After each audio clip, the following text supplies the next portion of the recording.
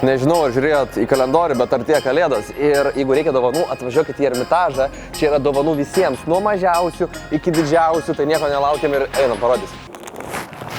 Vis tiek šventėms ieško dovanų ir mažiems, ir dideliems. Tai čia yra variantų. Laser tagas, pavyzdžiui. Kercheriukas.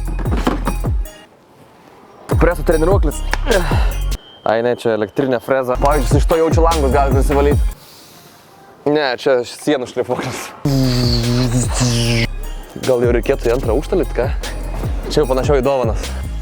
Atsiprašau, galiu paklausti? Taip, sakykime. Aš ieškau dovanų. Realiai man kažko populiariausio. Moterims, vaikams, vyrams.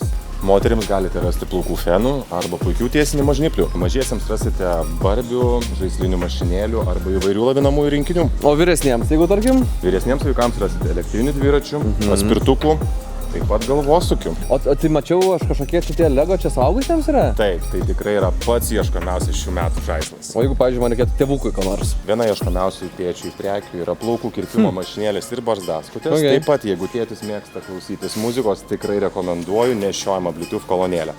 Arba elektrinių įrankių, diskinių pjūklų, akumuliatorinių suktukų ir begalės priedų. O čia žiūrėkit, aš matau, kad čia kažkaip galima dalimis, ar ne?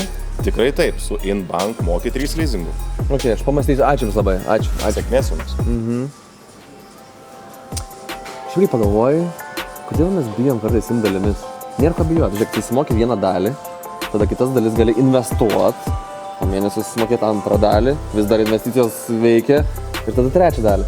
Ir nekainuoja nieko papildomai. Pamastyk.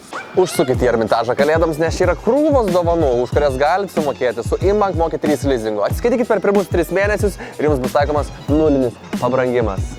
Sumanas atsiskaito dalimis.